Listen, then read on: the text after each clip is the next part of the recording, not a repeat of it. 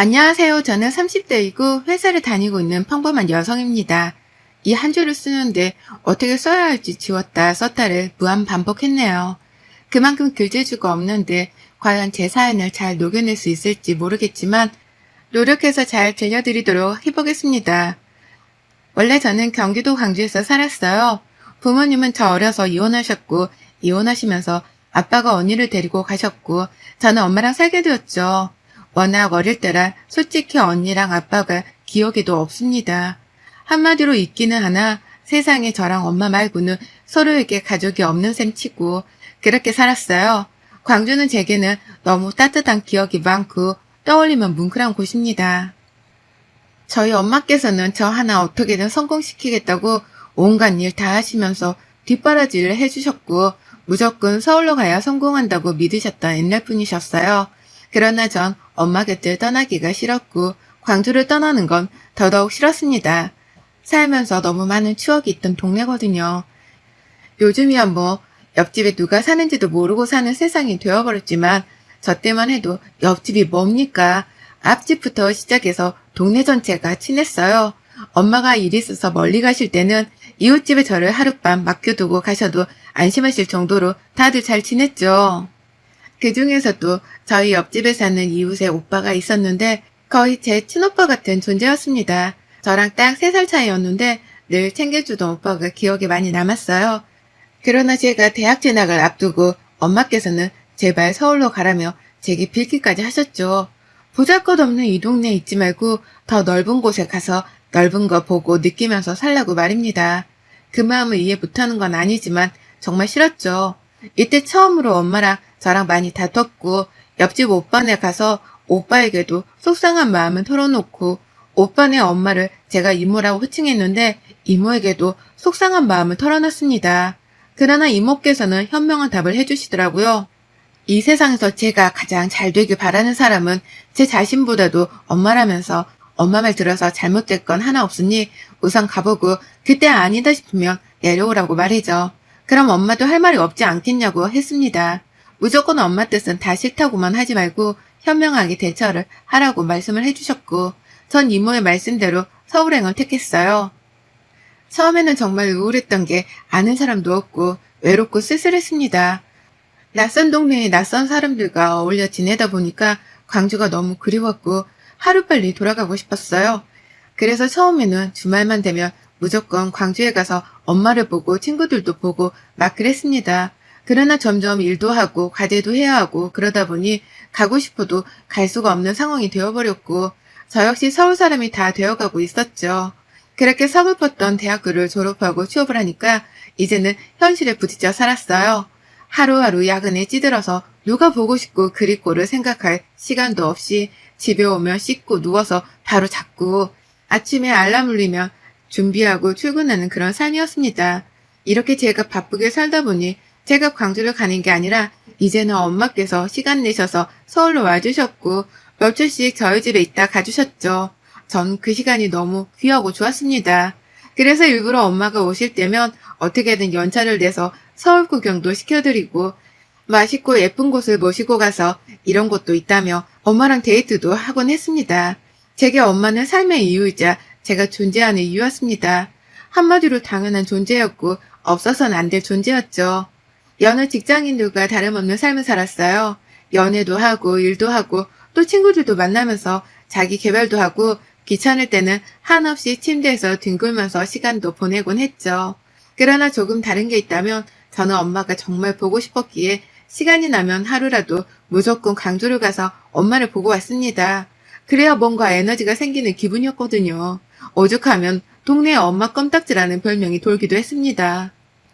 다 큰 딸내미가 아직도 저렇게 껌딱지냐면서 부럽다고들 하셨죠. 이렇게 말씀하시는 데는 다 이유가 있는 게 어릴 때 함께 놀던 제 또래 친구들은 다 어디로 이사를 가거나 저처럼 타지로 가버리곤 거의 안 오더라고요. 여러 사정이 있겠지만 명절이나 그럴 때는 좀 오지 싶었습니다.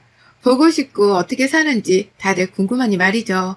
얼떨결에 급히 올라가면서 연락이 끊긴 친구들이 한둘이 아니라서 굉장히 아쉬움이 많았어요.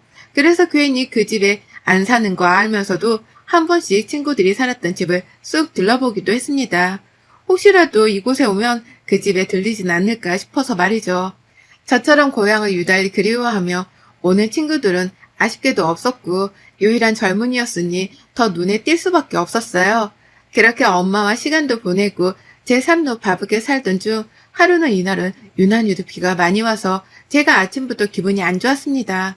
축축하고 습하고 찝찝해 불쾌한 기분으로 출근을 했고 내내 뭔가 심술이 잔뜩 나 있는 상태로 업무를 했죠. 그런데 한 통의 전화를 받았고 제 세상은 무너졌습니다. 광주병원 응급실에서 온 전화였고 엄마가 돌아가셨다는 전화였어요. 우선 빨리 가야 하는 거 저도 잘 알고 있지만 도저히 운전을 해서 갈 자신이 없어서 무작정 택시를 타고 광주로 가는 내내 꺼이꺼이 울었습니다. 그리고 믿기지 않아서 다시 그 병원에 전화했지만 엄마가 맞다는 거예요.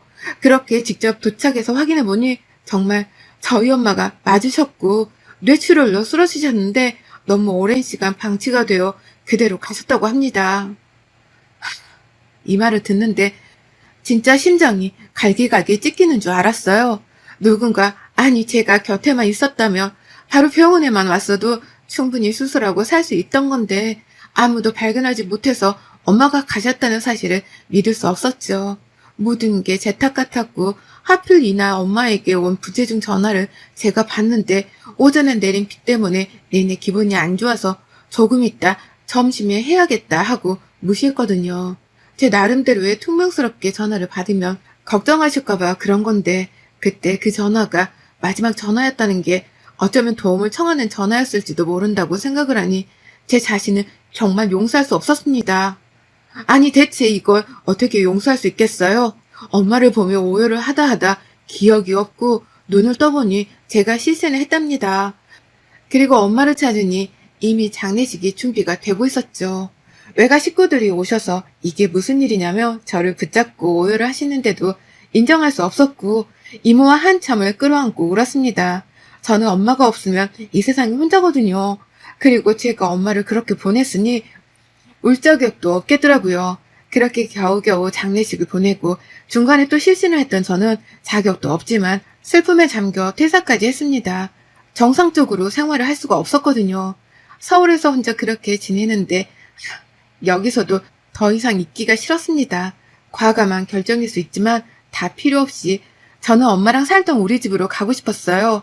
그래서 서울에서의 모든 것들을 싹 다 정리하고 광주로 내려가서 엄마랑 함께 살던 우리 집, 바로 그 집에 들어가서 살게 되었습니다. 얼마 전에 왔을 때처럼 모든 게 다 그대로이고 변한 건 하나도 없는데 엄마만 없더라고요. 그렇게 그곳에서 전 꽤 오랜 시간을 아파하며 지냈습니다. 그런데 누군가 갑자기 저희 집 초인종을 누르더라고요. 아무도 만나기 싫어서 집에 없는 척을 했는데 갑자기 현관너머로 소리가 들렸죠. 주연아, 나 동한 오빠야. 너 여기 왔다고 들었는데 안에 있지? 너 괜찮아? 문 좀 열어줘봐. 순간 번뜩였습니다. 동한 오빠라면 어린 시절 내내 저희 옆집에 살던 그 친오빠 같던 오빠인데 하루아침에 이사를 가버리면서 소식이 끊겼던 사람인데 어떻게 여기로 왔을까 싶었고 너무 반가운 거예요. 그래서 전 바로 달려나가 문을 열어줬습니다. 뭐야? 여기를 어떻게 온 거야? 너 괜찮아? 소식 듣고 왔어. 이쪽으로 이사 왔다며. 사실 나도 며칠 전에 다시 왔는데 참 신기하네. 뭐라고? 오빠도 이쪽으로 왔다고? 오빠는 왜?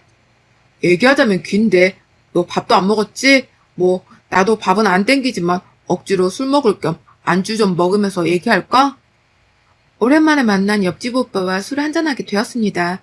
그리고 대체 어떻게 된 영문인지에 대해 들을 수 있었어요. 저야 뭐 제가 이곳에 온 사실을 동네 사람들은 다 알고 있었고 이유를 굳이 말하지 않아도 다 알기에 설명할 것도 없었죠. 그러나 이 오빠는 대체 그때 왜 갑자기 이사를 갔고 지금은 왜 이곳으로 다시 온 건지가 너무 궁금했습니다. 제가 이때 제대로 먹지도 않고 잠도 못 자는 상황이었지만 어린 시절 너무 잘 따르던 사람을 만나니 반가운 마음에 웃음도 나고 잠시나마 엄마를 잃은 슬픔을 잊을 수 있었어요. 술을 한잔하며 대화를 나눴습니다. 대체 어떻게 된 거야? 난 무엇보다 하루아침에 갑자기 왜 떠난 건지 그게 제일 물어보고 싶어. 그때 얼마나 내가 속상했는 줄 알아? 말이라도 해주지. 대체 무슨 일이 있던 거야? 너도 대충은 알았겠지만 우리 아빠랑 엄마 사이 안 좋았잖아. 근데 그때 아빠가 사고를 또 치셔서 엄마랑 내가 도망치듯 하루아침에 떠난 거야. 빚쟁이들이 쳐들어올 걸 미리 알았거든. 아마 계속 집에 사람들이 찾아왔을 건데, 몰라? 뭐? 누가 여기 오빠 사냐고 물어본 것 같긴 한데, 잘 기억은 안 나네? 그런 일이 있었구나. 그래서 그 뒤로는 잘 산 거야? 근데 왜 혼자 돌아온 거야? 엄마 돌아가셨어. 암으로. 그렇게 보내고 나니까 여기만큼 좋은 기억이 있던 곳이 없더라고.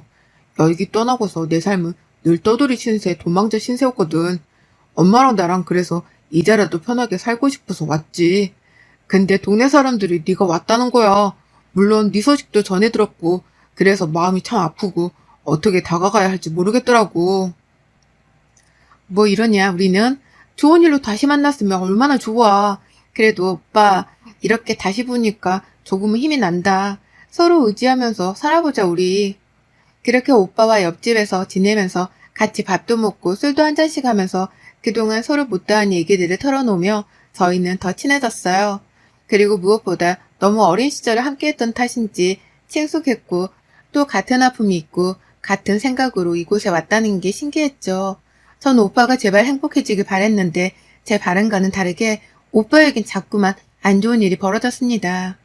아빠 때문에 아직도 갖고 있는 게 있다고 대충 듣기는 했지만 새벽에 시끄러운 소리에 놀래서 깨보니 오빠네 집에 누군가가 막 찾아와서 싸우는 소리도 여러 번 들었죠.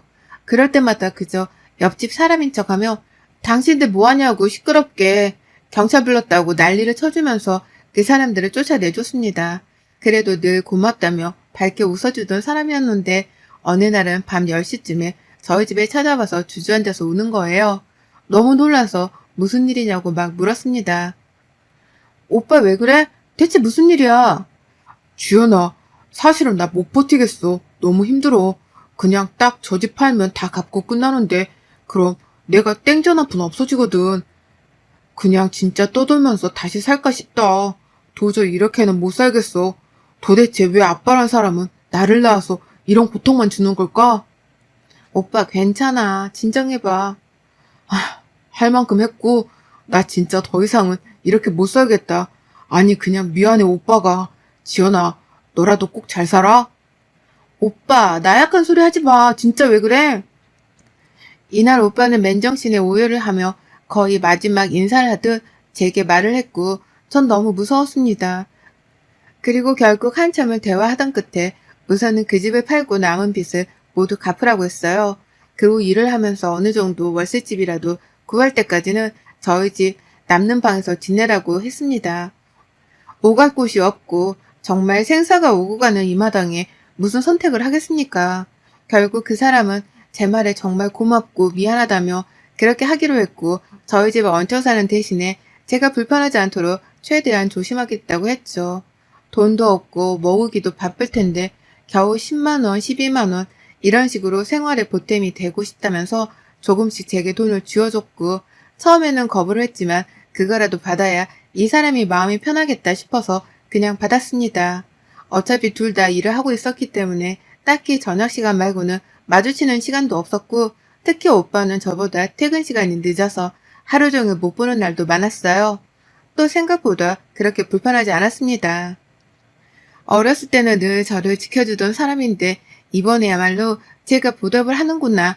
저는 딱 이렇게 생각을 했고 어차피 혼자 있으면 엄마 생각이 나서 매일 울고 우울하기만 했는데 누군가 있기라도 하니까 그러지도 않아서 저도 오히려 좋았습니다. 근데 한 집에서 그렇게 살고 서로 매일 보살피고 걱정하고 보듬다 보니까 감정이라는 게 생겨나 버렸어요. 사랑이라고도 하죠. 처음에는 이런 감정이 생겼을 때 이 좋은 관계를 잃을까봐 두려워서 숨기고 감추려고 노력했지만 어디 사람 마음이란 게 쉽게 감춰지나요? 결국 저희는 서로가 서로의 마음이 어떤지를 알아차렸고 인정한 후 연애를 하게 되었습니다. 그 뒤부터는 웃는 날이 더욱 많아졌어요. 외롭기만 하고 아픈 저희 두 사람에게도 행복이 찾아온 거죠. 워낙 저희 엄마도 좋아했던 사람이라서 아마 하늘에서 보면 이 만남을 보고 좋아하실 거라고 생각했고 어쩌면 엄마가 보내주신 건 아닐까 싶기도 했습니다. 연애를 했지만 솔직히 같이 살고 있으니 결혼한 것과 다름이 없었고 저희는 적당히 연애를 하다 아예 결혼을 해버렸어요. 동네 분들에게 정말 많은 축하를 받았고 평범하게 남들처럼 가정을 꾸리며 살았습니다. 다만 결혼하고 혼인신고를 한 후 남편은 달라졌어요. 그 전까지는 전혀 그런 모습이 보이지 않았는데 불성실한 모습을 보이기 시작했죠. 어느 날 갑자기 제게 그러더라고요. 나 진짜 열받아 죽겠어. 왜? 무슨 일 있어? 아니 글쎄 나를 해고했다니까. 요즘 세상이 어떤 세상인데 사람을 함부로 잘라? 나 이거 그냥 못 넘어가. 뭐? 아니 해고 사유가 뭔데? 내가 팀장이랑 대화하다 말대답을 좀 했거든. 그렇다고 자르는 거 너무 어이없지 않아? 이거 인터넷에 올려서 사람들한테 욕 제대로 먹게 할 거야. 어머, 그건 너무 심했다. 정말로. 말대답을 어떻게 했길래 사람을 하루아침에 잘라? 세상에. 그럼 어떻게? 재취업도 쉽지 않을 건데. 재취업을 내가 못하겠어? 취업이야 할 수 있는데. 열받으니까 그렇지. 아, 물론 그렇지만 우선 진정하고 천천히 알아보면서 다시 자리 구해봐야지 뭐. 하루아침에 저런 사유로 해고를 당했다며 너무 분해했던 남편이었고 전 믿었습니다. 그리고 그 다음날부터 남편은 정말 회사를 나가지 않았고 백수 생활이 시작되었죠. 그게 하루 이틀이 지나고 2달이 지나니 저도 이제 슬슬 화가 나기 시작했어요. 매번 일자리 안 구하냐고 하면 구하고 있고 면접을 보는데 채용을 안 해주는 거 어쩌냐면서 제일 답답한 건 본인이라고 화를 내며 말을 했습니다. 저는 이런 남편의 모습이 무섭기도 했지만 달라진 모습에 실망감이 점점 커지고 있었어요. 뭔가 잘못되고 있다는 기분이 들 때쯤 남편은 취업에 성공했다고 했습니다. 그래서 그간 제가 혼자 고민했던 감정들을 삭히고 그냥 말았어요. 다시 취업을 했으니 이제 문제는 없겠지. 그렇게 생각했습니다. 그러나 그건 제 착각이었고 남편은 제 취업을 어렵게 해놓고 일주일 만에 또 퇴사를 했죠. 대체 이번엔 이유가 뭐냐고 따져 물었지만 본인이 알아서 한다며 오히려 언성을 높이더라고요. 이런 일이 무한 반복이 되었고 이어 남편은 저 몰래 제 카드까지 몰래 빼서 쓰는 만행을 저지르다 걸리곤 했죠. 한마디로 그냥 망나니의 모습을 보여줬습니다. 매일같이 다투던 찰나에 한 여자가 저를 찾아왔어요. 딱 봐도 쎄한 느낌이었던 그 여자는 제게 말했죠. 김동원 씨 와이프 맞죠? 네, 누구세요? 복잡하고 충격적인 얘기니까 놀라지 말고 듣고, 아, 혹시 그쪽도 뭐 임신했어요? 아니요, 말씀하세요. 그 자식 완전 구제불능이야. 그 자식 애만 지금 3명이고 애 엄마는 다 달라요. 아, 저는 전부인이에요. 아마 그쪽한테는 초혼이라고 했을 건데 아니고요. 불쌍한 척하다 결혼하니까 백수지다고 양아치짓 하죠. 그러다 돈 다 들고 날라요. 그 자식. 그렇게 전 당했고 전 재산 다 들고 날라서 그 자식 잡으려고 여지껏 찾고 있는 거고요. 네? 그게 무슨 소리예요? 말은 그대로예요. 그쪽은 돈으로 아직 피해 덜 본 거면 당장 지금 빨리 카드 비밀번호고 뭐고 싹 다 바꿔요. 그 자식 얼마나 교묘한데 애 엄마인 그 3명도 오라고 했으니까 곧 올 거예요. 그렇게 전 황당한 얘기를 들었고 그 애엄마들이라는 세 여자와도 대화를 했습니다. 모두 남편에게 당한 피해자들이었고 수법은 저에게 접근했던 방식과 동일했죠. 전 이 사람을 용서할 수 없었고 무엇보다 이 피해 여성분들도 저와 같이 이를 갈고 있었습니다. 결국 웃기지만 저희 총 5명의 여자들은 손을 잡고 남편놈을 벼랑 끝으로 내몰기로 했어요. 피해 액수가 가장 컸던 전부인이란 여자는 거의 이를 갈고 있었는지 별걸 다 알아봤었고 그 덕분에 저희가 딱히 알아볼 것도 없었습니다.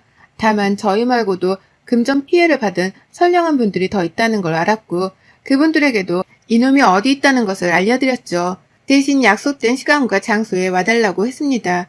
왜냐면 현재 남편은 저와 함께 저희 엄마 집에서 살고 있기 때문에 이 집을 초토화시킬 수는 없었으니 말이죠. 전 머리를 굴렸습니다. 남편에게는 이사를 가자고 했고 이제 이곳에서 살고 싶지 않다고 했어요. 그리고 실제로 전 다른 집을 구해서 이사를 해둔 상황이었고 남편놈을 유인할 수 있는 장소로는 모두가 머리를 굴려서 조용한 공터를 찾았습니다. 남편은 이사를 왜 본인 도움도 없이 다 해버리냐고 했지만 전 인테리어 때문에 그렇게 했다며 대충 둘러대며 말했고 제가 직접 운전을 해서 그 공터로 갔죠. 순간 어리둥절해하며 여길 왜 오냐고 하길래 제가 말했습니다. 이 분리수거 다 안 될 것 같은 놈아. 오늘 네 제삿날이다 내려. 그리고 곧장 애 엄마들과 전부인은 남편을 조수석에서 강제로 끌어내렸고 아주 맺혔던 그 한을 다 풀었습니다. 순간 남편은 당황한 듯 제게 말했죠. 여보, 이거 다 지난 일이야. 당신 설마 지금 이 여자들 때문에 나랑 뭐 이혼이라도 하려는 거야? 아, 진짜. 얘네 그냥 나 좋다고 따라다니는 거머리 같은 것들이라니까? 오해하지 마, 정말이야. 뒤이어 나타난 피해자들에게도 미친 듯이 맞았고 입고 있던 옷이 너덜너덜해지고 우리 모두의 분이 풀렸을 때쯤 경찰을 불러서 현장에서 바로 체포할 수 있게 했습니다. 이후 법적으로 절차를 밟아서 전 혼인무효 소송까지 할 수 있었어요. 워낙 죄질이 악하고 피해자들도 한둘이 아니고 피해 액수도 큰 상황에 아무도 합의를 해주지 않았기에 당연히 그 인간은 징역형을 가게 되었죠. 그 모든 일이 끝나고 저와 애엄마들과 전부인은 함께 만나서 썰을 풀듯 술 한잔을 했습니다. 근데 어쩜 하나부터 열까지 틀린 거 하나 없이 똑같더라고요.